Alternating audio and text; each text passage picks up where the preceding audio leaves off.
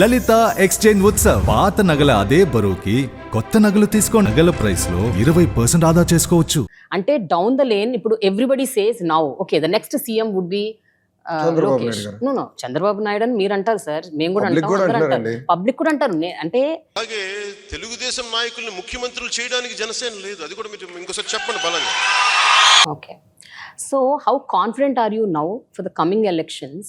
Telugu Desam party ఇప్పుడు with in alliance with Jana Sena, how is going to emerge? To what level, to what extent? Because రెండు different పార్టీలు, different ఐడియాలజీలు కూడా ఉన్నాయి. Maybe ఒక కామన్ ఐడియాలజీతో మీరు కలిసి ఉంటారు, బట్ ఐడియాలజీస్ డిఫరెంట్ ఉంటాయి.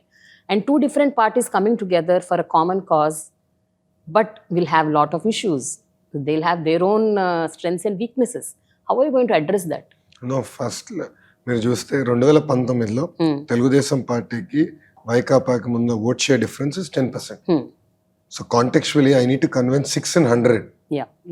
That is the first point. Second, జనసేనకి I think 6.5 close to 6.7% vote share వచ్చింది టోటల్ ఆంధ్రప్రదేశ్.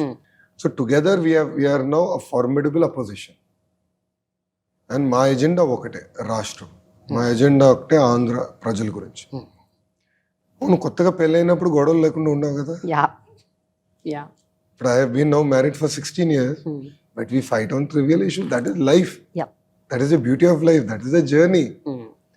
సో పెళ్లి బిట్వీన్ ఇద్దరి మధ్యలోనే గొడవలు ఉన్నప్పుడు, చిన్న చిన్న విభేదాలు ఉన్నప్పుడు, when there is a alliance, they are bound to have hiccups. There is nothing as a perfect or గొడవలు లేని రిలేషన్షిప్ అనేది ఇంపాసిబుల్. కొడుక్కి తల్లికి చిన్న చిన్న ఇష్యూలు ఉంటాయి, భార్య భర్తల మధ్యలో గొడవలు ఉంటాయి, అక్క చెల్లెల మధ్యలో గొడవలు ఉంటాయి, అన్న తమ్ముడి మధ్యలో గొడవలు ఉంటాయి. So why are people expecting every relationship or every alliance to be perfectly smooth? చిన్న చిన్న విభేదాలు ఉండొచ్చు, బట్ ఎజెండా ఒకటే. It is a meeting of minds and meeting of hearts. Agenda ఒకటి పెట్టుకో, అందుకే కలిసికట్టుగా పోరాడాలి నిర్ణయించుకో. బట్ సీట్స్ షేర్ మీద ఏమన్నా ఒక అండర్స్టాండింగ్ వచ్చిందా?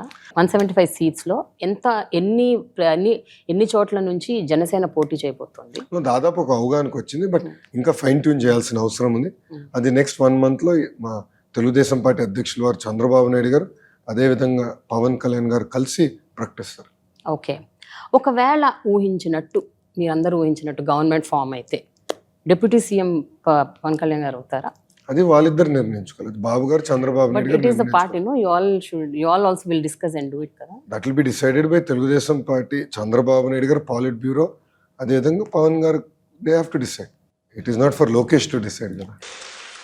ఒక పొలిటికల్ పార్టీ పెట్టినప్పుడు నాకు తెలిసి కష్టాలన్నీ, ఇవన్నీ ఊహించకుండా నేనేం రాలా. అలాగే తెలుగుదేశం నాయకుల్ని ముఖ్యమంత్రులు చేయడానికి జనసేన లేదు, అది కూడా మీరు ఇంకోసారి చెప్పండి బలంగా.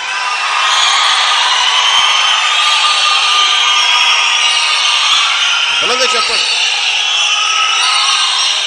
ఓకే,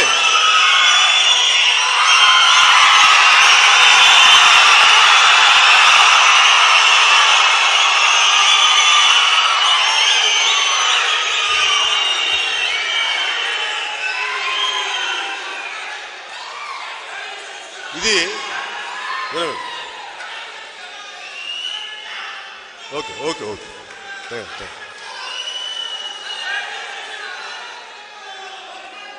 మరి వారికి ఒక నిమిషం చాలు. తెలుగుదేశం మనకి ఎంత బలం ఉంది మనం ఫస్ట్ బేరీ చేసుకోవాలి. చాలామంది మన నాయకులకి, ఎమ్మెల్యేలుగా అవుదాం అనుకున్న నాయకులు చాలామందికి నేను రోడ్డు మీదకి రాగానే జనం నన్ను చూసి ప్రేమిస్తారు, ఆరాధిస్తారు. అంత శక్తిని, అంత ప్రజాశక్తిని మీరు ఓట్ల కింద మార్చుకోవాలి అంటే మీరు నా అంత బలంగా ఆ ఏరియాలో తిరగగలగాలి.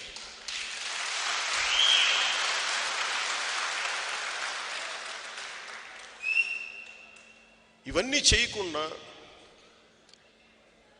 మీరు నన్ను గల్లీకి తిప్పేస్తారు, వీధికి తిప్పేసి ఓట్లు పడతాయని జనం వస్తారు. నేను వెళ్తే ఇక్కడే ఎందుకు, నేను కర్ణాటకకి వెళ్ళినా వస్తాను. నాకు రాయచూరు వెళ్ళినా, చిక్బళ్ళాపూర్ వెళ్ళినా, బళ్ళారి వెళ్ళినా రోడ్లు కిటకిటలు ఆడిపోతాయి. ఇక్కడికి మించిన జనసందోహం ఉంటుంది. నేను కర్ణాటకకి వెళ్తే నడవలేము. కానీ ఓట్లు జనం ప్రజాస్పందన వేరు, దాన్ని ఓట్ల కింద తీసుకురావడం వేరు. రెండు భిన్నమైన దారులే. మీరు కూడా మీ మీ మండలాల్లో, మీ డివిజన్స్లో, మీ వార్డ్స్లో మీరు నాయకులు కాబట్టి మీరు కనీసం ప్రతి ఒక్కరూ మీరు బూత్ కమిటీలు వేయాలి.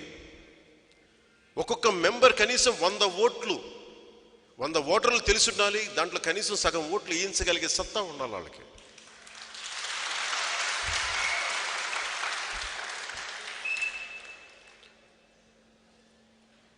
మనం ఏమి చేసినా చాలా నిర్మాణాత్మకంగా చేయాలి. పొలిటికల్ పార్టీ ప్రాసెస్ విపరీతమైన భావోద్వేగాలతో కూడి ఉంటుంది. భావోద్వేగం చాలా మనిషికి అవసరం. స్పందన లేనివాడు నాయకుడు కాలేడు.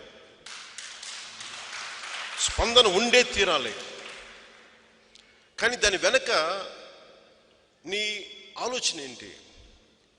నాయకుడు అనేవాడు గుడ్డిగా ముండిగా నిలబడటం ఒక పద్ధతి, మెత్తగా ఉండటం కూడా చాలా అవసరం. దానికి రెండో సైడ్, ఒక నాణ్యానికి రెండో సైడ్ చాలా మెత్తగా ఉండటం. నాయకుడు అవసరమైనప్పుడు తగ్గటం,